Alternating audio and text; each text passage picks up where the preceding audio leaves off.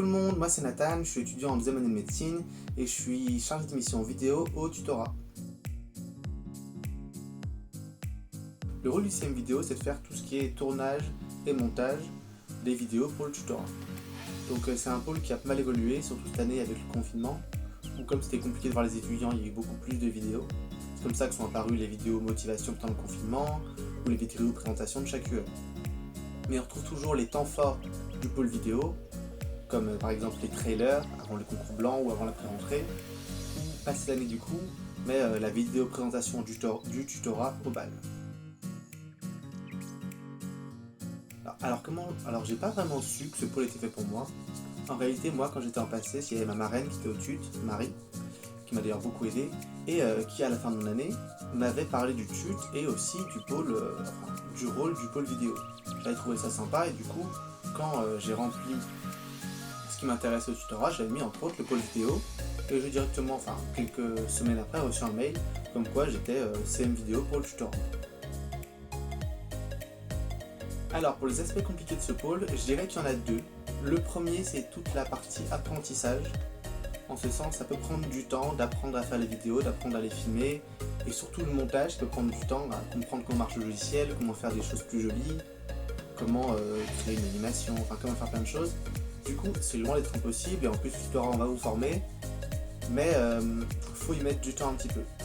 Donc comme deuxième aspect compliqué, je mettrais toujours par rapport au temps, respecter le deadline, se caler un programme dans lequel vous n'allez pas être en retard et pas finir, de monter une vidéo à 3h du matin parce que vous avez plus le temps et que la vidéo doit sortir demain.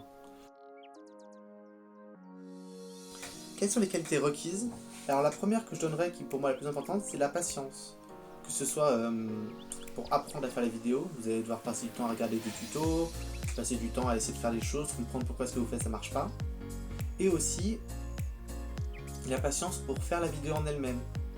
Parce qu'il peut y avoir un truc qui marche pas, ou parce que des fois c'est un peu ennuyant de regarder 15 fois le même passage en se demandant comment on pourrait l'améliorer ou quoi.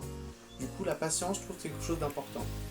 Après forcément si vous avez un backup de 3 ans de montage vidéo ou de tournage, ça va aider, mais c'est loin d'être obligatoire, puisque bon, comme dit tout à l'heure, au tutorat on va vous former, on va vous apprendre à faire, et c'est loin d'être nécessaire, ça s'apprend comme truc. Donc en parallèle de patience, il y a motivation forcément, il faut vouloir le faire, etc. Et non, un truc important, ouais, c'est être organisé. Ça va être cool. Si vous êtes quelqu'un d'organisé, que vous arrivez à respecter votre programme, à faire les choses bien et tout, ça va être trop bien, franchement. Alors le pôle vidéo, c'est pas un pôle qui est en lien direct avec les étudiants, on va pas les voir en amphi, etc. Mais on peut avoir un lien avec eux par le retour des vidéos. Donc c'est sympa de avoir quelqu'un commentaire qui me ça aura plu, ça les a aidés ou quoi. Mais sinon il n'y a pas de vrai lien avec les clients en tant que CM vidéo. Et donc pour finir, je dirais venez au tutorat, parce que vraiment c'est une super expérience. C'est en plus un truc super bien, vous aidez les P1, etc. Vous allez découvrir plein de choses, faire plein de choses, découvrir des gens de promo, c'est sympa comme truc. Et bonne chance pour ceux qui ont encore des épreuves, pour les passes, ils vont bientôt passer leurs oraux, etc. Et je vous attends une prochaine au sud.